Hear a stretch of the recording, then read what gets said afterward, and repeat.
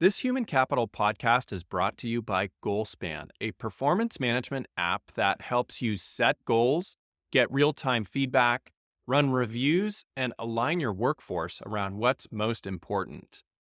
With GoalSpan, you can integrate with all your favorite HR and payroll apps. To learn more, go to goalspan.com.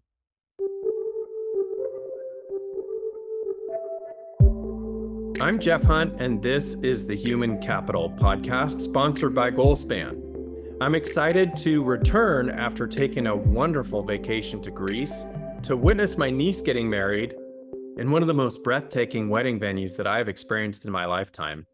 I have now recharged my batteries, and I'm excited to get back to the podcast. Today, I want you to think back over the course of your career. It doesn't matter whether you're a manager, an employee, or individual contributor, or an executive in the C-suite. Can you remember a time when you avoided a conversation with someone and the outcome of avoiding that did not go well? Our ability to lean in healthy ways to difficult conversations is critically important to living a life that's in alignment, both at work and home. This is ensuring that your internal thoughts, feelings, and beliefs are aligned with what you say and do. And I'm not giving license to speak whatever you're thinking or feeling, but having intentional self awareness that allows you to advocate for yourself and others to receive you in a way that works well for both of you, regardless of whether you disagree. Today, I'm inviting Sam Horn to the show to discuss this topic with me. And Sam is a renowned communication strategist. She's an author and a keynote speaker. Sam is celebrated for her insights into the art of effective communication and relationship building. She has dedicated her career to helping individuals and organizations communicate more clearly and connect more deeply. Sam is the CEO of the Intrigue Agency, and she has authored several acclaimed books, including Tung Fu, Pop, and her latest release, Talking on Eggshells, which I'm excited to discuss with Sam today. Sam's expertise is sought after by leaders and teams across industries. She's delivered TEDx talks and has been featured in major media outlets such as the New York Times, Forbes, and Fast Company. Some of my questions today will focus on the context of business relationships. And one of the complications in business relationships is the power dynamic between employees and managers. This dynamic can make employees feel uncomfortable bringing up difficult issues with their managers. But similarly, managers might struggle to address underperformance, feeling unwilling or afraid to confront employees in a healthy way, or not knowing how to do so. Welcome, Sam. Thanks, Jeff. I've been looking forward to our conversation today. Me too. I have to tell you, I'm so excited to talk about your book, Talking on Eggshells. By the way, I love that title, and you'll have to tell us a little bit about that. Before we jump in, Sam, give me a thumbnail of your career journey. How did you end up where you are today? Well, can you say serendestiny, which is my word, that it has been a stepping stone of following something that intrigued me, that I felt was needed, that I had some skills in. And so I started off working with Rod Laver in the tennis industry, and then ended up working for Open University in Washington, D.C. And just suffice it to say, one day I saw the word concentration used 6 times on the front page of the sports section. Chrissy Everett said it was why she won the US Open. I was so intrigued. I thought, we all wish we could concentrate better. And I've never seen any books on that topic. I've never heard anyone speak. So I gave a public workshop. 13 people came up at the end and said, please come speak for our corporation or convention. My whole career has stemmed from that specific, seeing something that mattered, being interested in it, thinking it added value, doing a deep dive into it, and then offering workshops on it and books. I love that. Was there any one person or people that inspired you along the way? I'm going to say rocket. It's, do you play tennis by any chance, Jeff? I'm a very casual tennis player, so yes. Okay, well, if you know, he won the Grand Slam of tennis twice, which is Australian, French Open, Wimbledon, and then the US Open. And he was this lovely duality He was a very hard worker. His left arm was twice as big as his right arm. He was renowned for his work ethic. And yet he was one of the most gracious individuals I have ever met. If he went running on the beach and so forth, and someone stopped and said, I saw you play, and he would always have time for them. And I really learned a lot from him about how we can be the quality of person we want to be and the quality of professional. They go hand in hand. That's wonderful. Now, you've written a number of books, but today we're going to discuss Talking on Eggshells. Like I said, I love the title. How'd you come up with that title? I think, I wrote a book called Tung Fu more than 20 years ago, still selling around the world. And when I was giving Tung Fu workshops a few years ago, people were saying, Sam, it's like, I just feel like I'm tiptoeing around people these days. It's so polarizing, so divisive. It's like people are at each other. I can't say anything without people jumping on me. I just feel like I'm tiptoeing around people. And I said, well, you're not walking on eggshells. You're talking on eggshells. That resonated, and that was the title. That makes sense. Well, as you know, and you and I discussed before starting, the podcast is generally business focused. And I think that the culture that exists in an organization is one that can be one of talking on eggshells, or it can be one of open conversations and dialogue and authentic communication and grace-filled responses. And you talk a lot about this in your book, but one of the things that I was noticing was that fear is often a factor in the person's unwillingness to speak up. And I'm wondering if you can share a little bit about what are the ways that to reframe fear to promote more authentic conversations. It's Jeff, you know that I believe in juxtaposing ideas, right? It's like, so unless someone's driving, I hope they get paper right now and put a vertical line down the center, because what we're going to do is to show in the left-hand column these beliefs and these behaviors that do not work. And then over on the right, here are beliefs and behaviors that do work. So over on the right, put conflict diverse. And as you said, 65% of people identify as being conflict averse. They actually avoid it. They assume it's going to like blow things up, that it's going to make things worse. And so they just don't do it. Well, over on the right, how can we address conflict instead of avoid it? Right? How, instead of being confused, how can we be clear about what to say? And so, shall we just jump right into a technique we can do right now? Sure. Okay, let's put the word conflict on the left.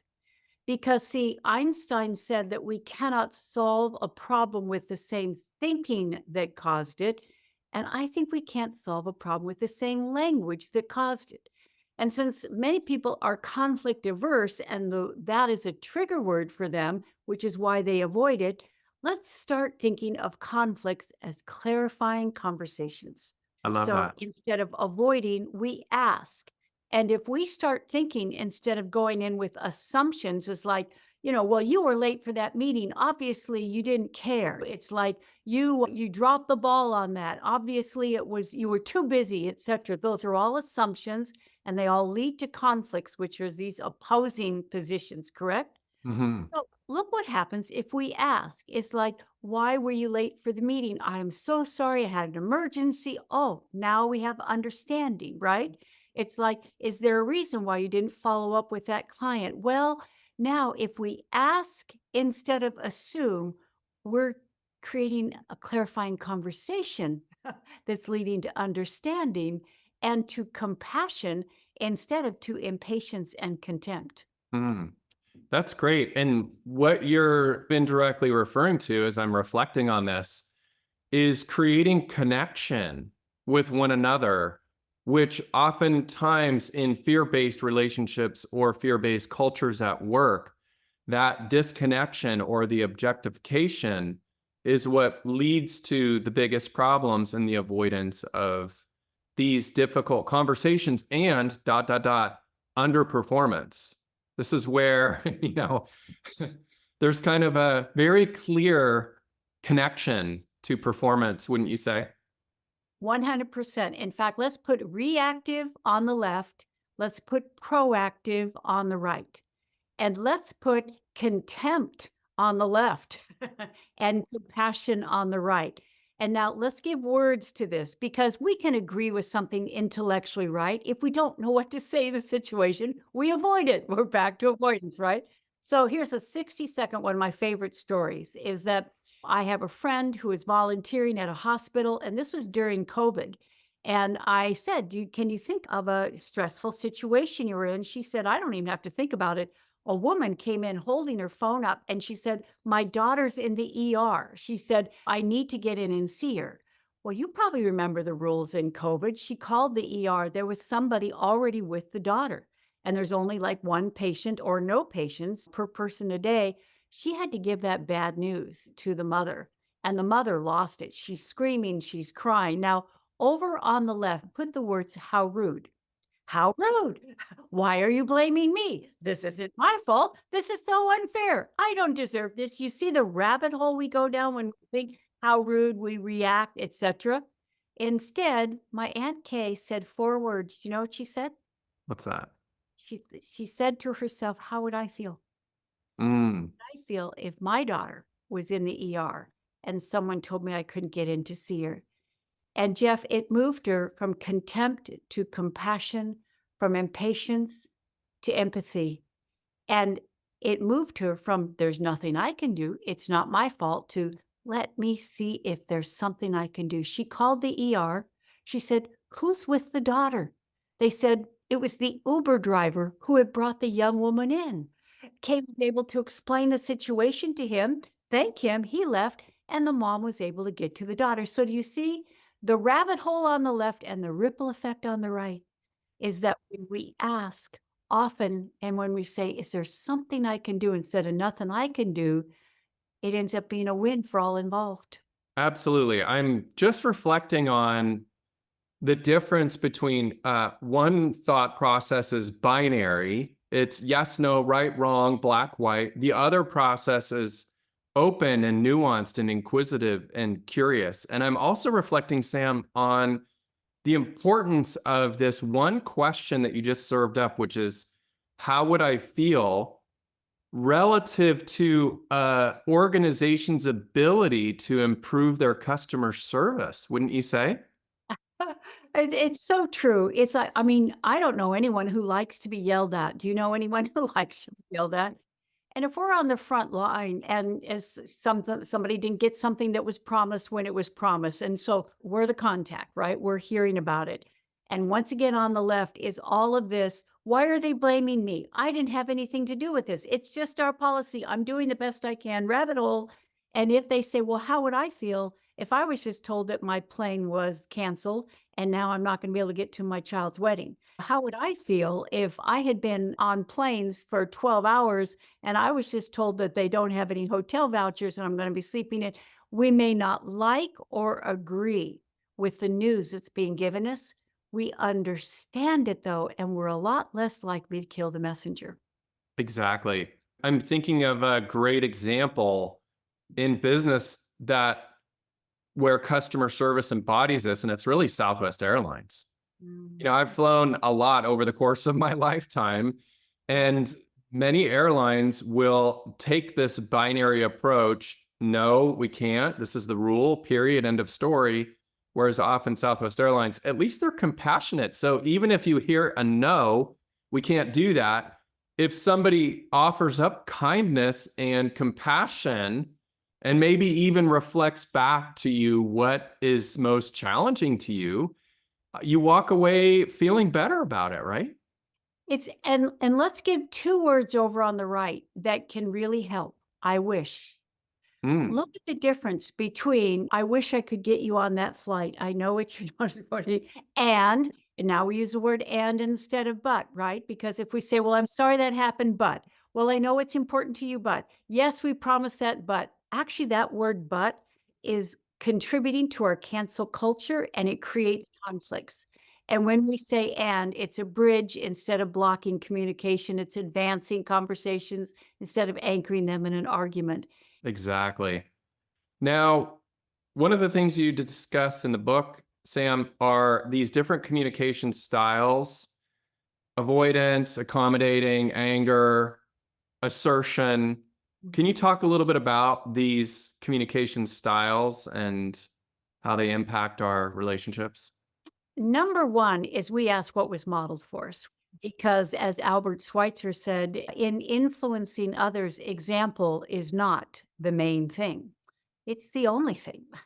So we inherited our parents' style unless we choose to use it as incentive rather than excuse. Because, see, if we had parents that argued all the time, we may have gone to the other end, right? And we don't want to argue. If we had parents that were very passive or one parent that was very dominating, maybe we thought, okay, I want to get my way. So I'm going to do that instead of just. So our style is often what was modeled for us unless we consciously adopt, I call it conflict addressing, right? Instead of avoiding and angering and accommodating.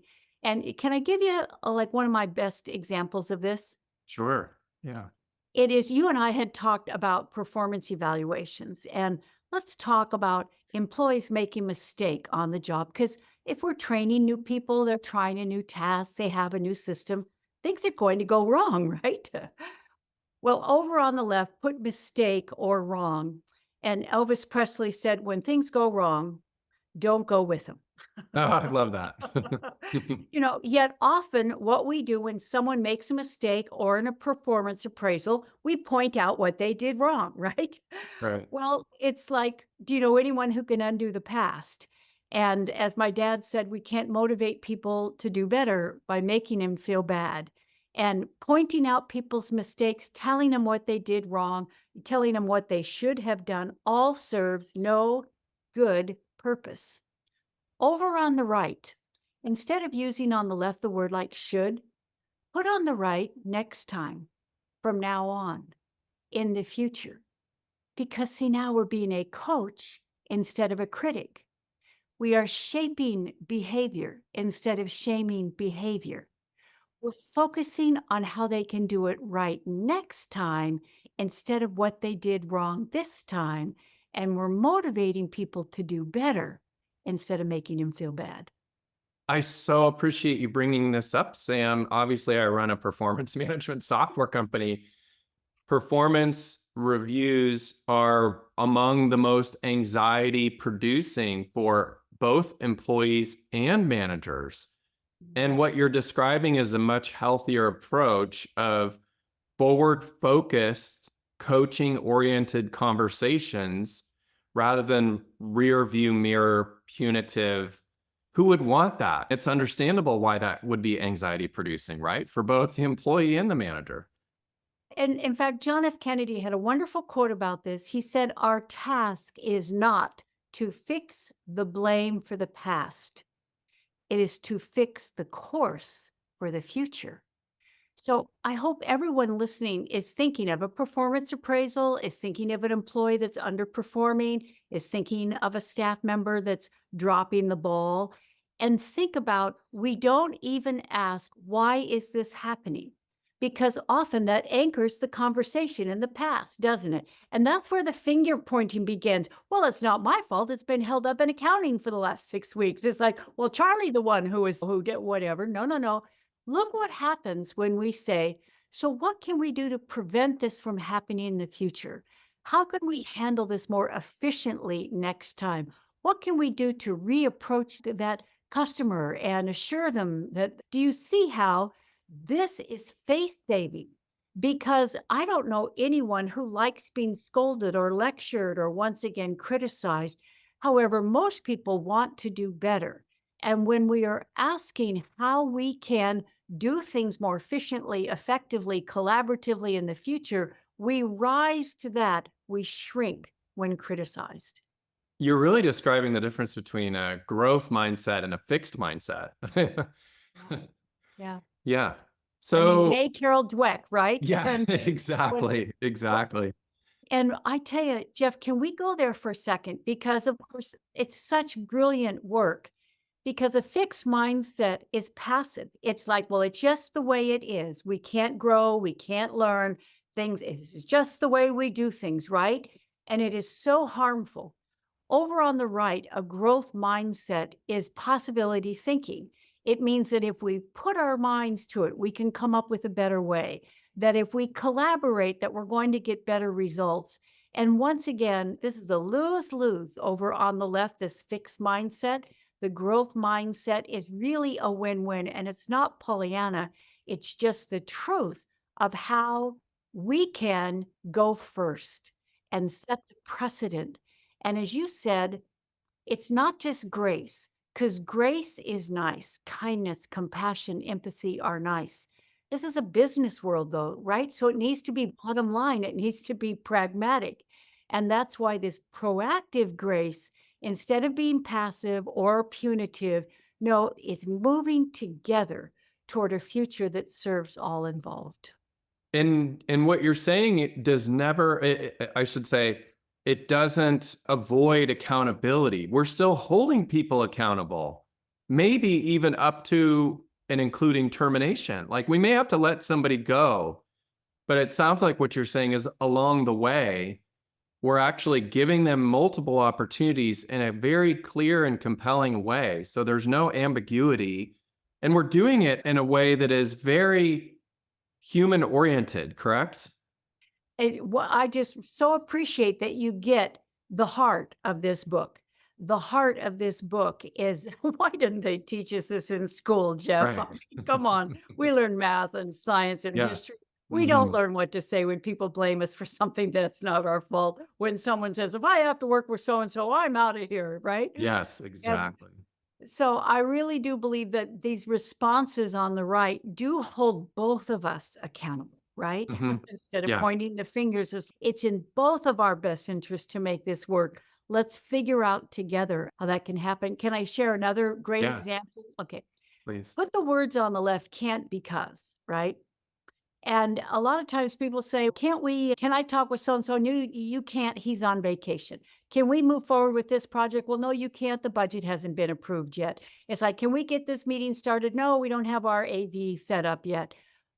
The words can't because are like a verbal door slamming in the other person's face.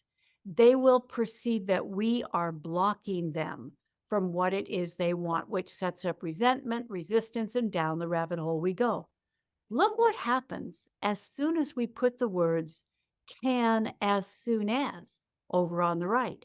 Yes, we can start the meeting as soon as we get our AV equipment set up. And if it's not, we're gonna, yes, you can talk with Charlie. He's on vacation this week. And would you like to leave a message or call back on Monday? Yes, we can move that project forward. Let's call accounting, let them know we're waiting for the go ahead. Do you see once again the words can as soon as put us on the same side? The words can't because pit us side against side. Absolutely, I love that. And listeners, by the way, there's Sam has great structure in the book, which is very pragmatic. And in each chapter, Sam, you at the end, you have this sort of juxtaposition that you're referring to for every chapter that has the words to lose and the words to use. Is that how you phrase it? Or Yeah, because Jeff, it's like you and I both have our foot in both worlds, right? We want to once again be the quality of person we want to be, and we want to be a bottom line professional that's getting the job done. right. And so here's an example. Let's put the words on the left, you'll have to, or you need to. Hmm. Because I know many of your listeners are leaders, project managers, executives, and often we think it's our job to tell people what to do. Well, do you know anyone who likes being ordered around? Especially seasoned people who've been on the job for years who are bringing a lot to the table. It's insulting to their intelligence to just constantly be told, you need to get this done by 4 o'clock today, is you need to get this done in triplicate. You need to get. And in a way, we feel like we're being treated like children, and that you're not the boss of me kind of instinct rises up, even if they are the boss of us, right? Yeah. Look what happens over on the right if we put, could you please? Or would you? Instead of you have to talk with Barbara. She's the one who knows the system. Could you please talk with Barbara? She's the one who knows the system. It's well, you have to go ahead and run this through this engineering first because they've got to sign off on all the permits. Could you please contact? Do you see, once again, an ask instead of a order gives people the incentive to cooperate instead of them complying reluctantly, they're collaborating more willingly. And so much of what you're describing is the difference between open communication and closed communication, right? Mhm. It is, in fact, you can put over on the left resistance and resentment because these are trigger words. They make us feel ordered around, they make us feel shut down, they make us feel people aren't listening, they make us feel like they're making us the problem. So, I mean, it can be one word sets up that rabbit hole of resistance and resentment. So, this is not petty, it really is pivotal. And do we have time for me to share another of my favorite stories? Yes. Okay, because we've been talking about business, and I'm going to bet that many of your viewers and community members are also parents or grandparents or aunts or uncles, right? Mhm. So we'll give an example of how to do this and the transformative impact it can have in less than 60 seconds. You ready? Let's hear it. Okay, so I'm visiting my son Andrew in New York, and his 1-year-old son Hero is crawling across the floor. There's a guitar stand over in the corner. He hauls himself up on the guitar, starts banging on the strings.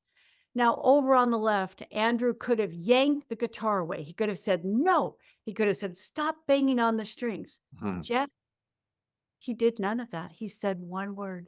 Do you know what it was? What's that? Gentle.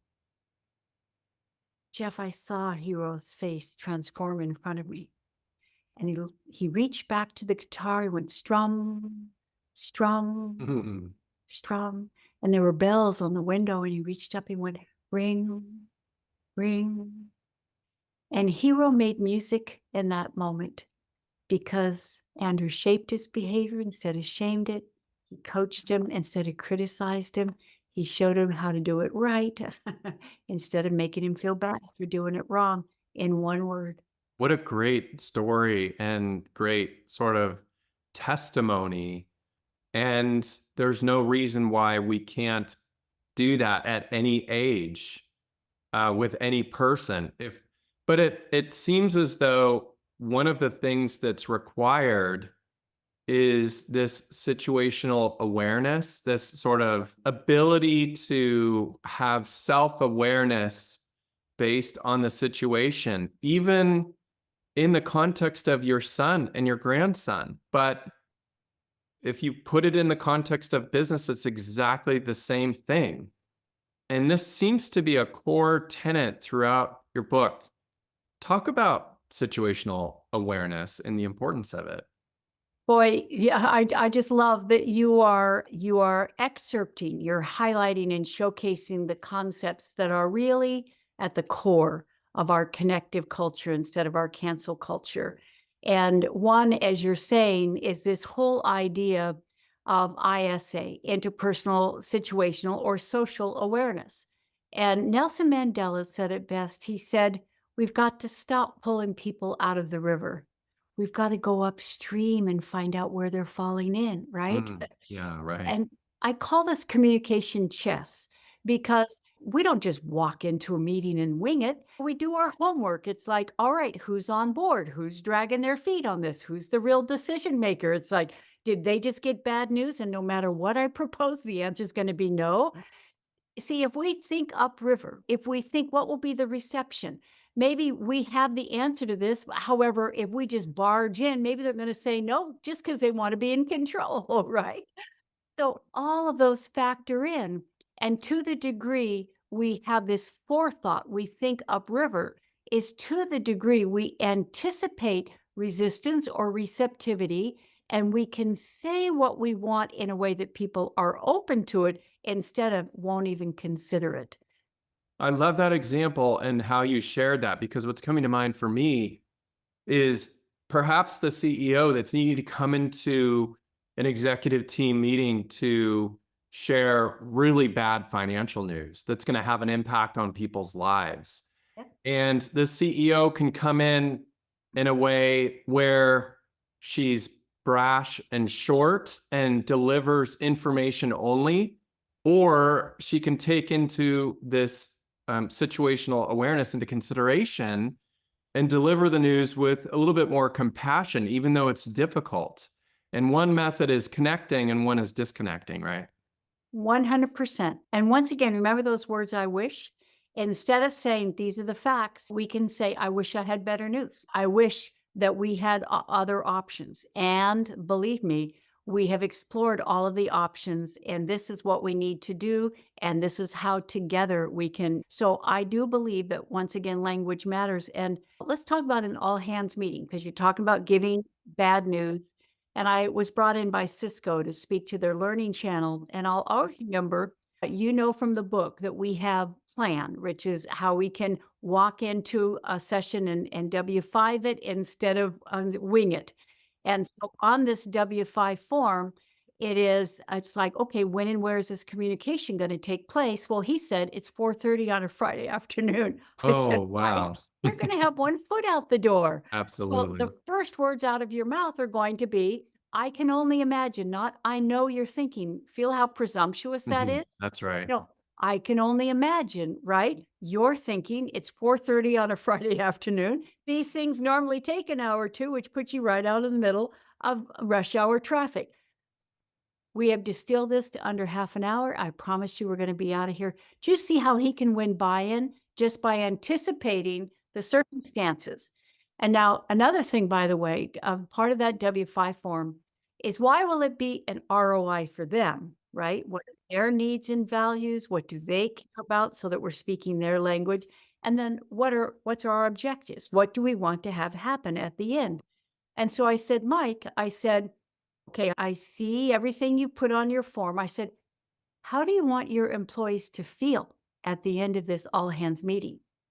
Now, Jeff, he's a Cisco guy, right? He Yeah. can play feel. It had not occurred to him. I said, yeah, I mean, it takes a lot of money to get all hands meeting, you're pulling people, right?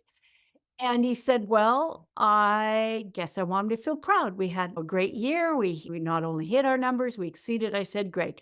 I said, what else? He said, well, I guess I want him to feel excited. We got a big launch coming up in Q1. And I said, wonderful. I said, you think you might want to put pictures of people in your PowerPoint slides? Aha. Because Jeff, his whole deck, graphs, grids, numbers, etc. There was not one picture of a human being in that Wow. entire deck. Now, this is not a Wednesday. The meeting was on Friday, and he was a quick study. So he got the Cisco company photographer to go around. Here's the team that actually found the flaw that they were able to correct before they shipped, right? The team has been putting in the 67. And so his entire deck honored the people that there were at the all hands meeting. He said people were going around high-fiving each other at the end. And it was because, back to situational awareness, he had thought about the situation. Why would people be unhappy? Why would they not listen? What did he want? How could he help make that happen? And it produced a result that, once again, was a win for all involved. What a simple change if you think about it. These many of these things are not complicated, they're simple. We just have to think about them and then we have an opportunity to do things differently.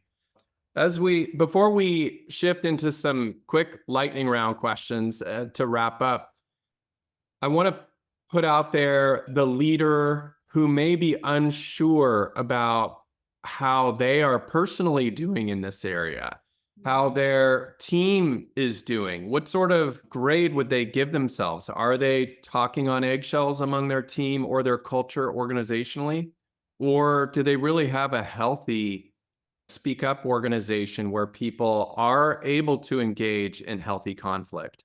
I'm wondering if you have any advice or guidance for leaders that are trying to assess this to determine what should they do? Do they need to invest more in learning in this key area or not? If they want to thrive, if they want to reduce turnover, the revolving door of employees voting with their feet or feeling unheard, unseen, unrespected, et cetera, is absolutely investing in this, I think, is the most direct way for our employees, our team members, coworkers to feel seen and heard and respected and understood, which means they're self-motivated to do their job better, to take better care of customers, to be more compassionate with their coworkers. So it's a direct bottom line ROI to invest in this. And one thing too you brought up, Jeff, is that as you said, why doesn't this occur to us? Why are we in our 30s, 40s, 50s, or 60s and we're going, oh my gosh, I just did that this morning. So that's why I suggest that people keep these words to lose, words to use posted in sight, in mind, instead of out of sight, out of mind. I had an opportunity to do some speaking for Kaiser a couple years. I went back, and when I walked in, the receptionist saw me, no one in the lobby at that moment. She beckoned me over. She pointed to the words to lose and words to use reminder card that was still taped to her desk. And she said, "Sam, I'm the first point of contact. They hired me because I'm really friendly." She said, "I never used to understand why people were so mean to me when I was so nice to them." She said, "I took your workshop. I realized I'm using all those words on the left all the time." It's like, well, I can't answer that because, well, you have to ask your doctor. You have to take this to the pharmacist. It's like, I'm sorry, but she said that I keep these words right here so I can catch and correct. So I'm about to say, but oops, and should oop next time. And she said the difference it has made and how people respond to me and how less stress I have, how much I enjoy my job has just been really worth it. That's wonderful. Well, I'm reflecting on how often people need to be reminded more than they need to be taught. If we have these lists out there and we're reminded, then we can actually embody that behavior. But if we think we're going to teach once and have it done, it's not going to happen. So I really appreciate that. Wonderful insight. Okay, Sam, you ready for some lightning round questions? You bet I am. First one is, what are you most grateful for? Well, I have my power three. So I'm most grateful for that I'm close with my family and friends. I'm most grateful that I get to do work I love that seems to matter. And I'm most grateful that I live on this stream trail in Austin and I'm out there in nature, moving and enjoying and appreciating it every day. What's the most difficult leadership lesson you've learned over your career? Hmm. So I talked about being in the tennis industry. This was not for raw labor. This was another situation. Is that I was given an opportunity at a young age to manage a multi-million-dollar tennis club. And I was very flattered. And I said, thank you. They wanted me to be the GM. And I said, thank you. Let me think about it. And I went back and I turned it down. And at the time, I thought, what do I know about workman's comp? I'm like 26 years old. What do I know about budgets? What do I know about legality? So see, I thought I was doing the right thing. Well, they hired a jerk who ruined the club in like 3 months. I left and many of the members left. And you know what my epiphany was? I would not have been perfect. I would have been better than him. And Ah, and furthermore, I could have said to them, "Hey, I'm good programs, good people, etc. When it comes, we need a CFO though, who's going to teach me or be sure. responsible." So that was my biggest leadership lesson. That's great. Yeah, perfection's the enemy of great, right? Yes, yes.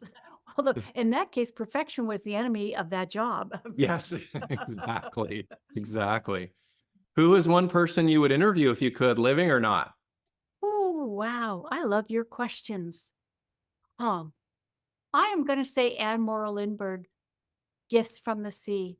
Mm. I think she was before her time and that she spoke beautifully.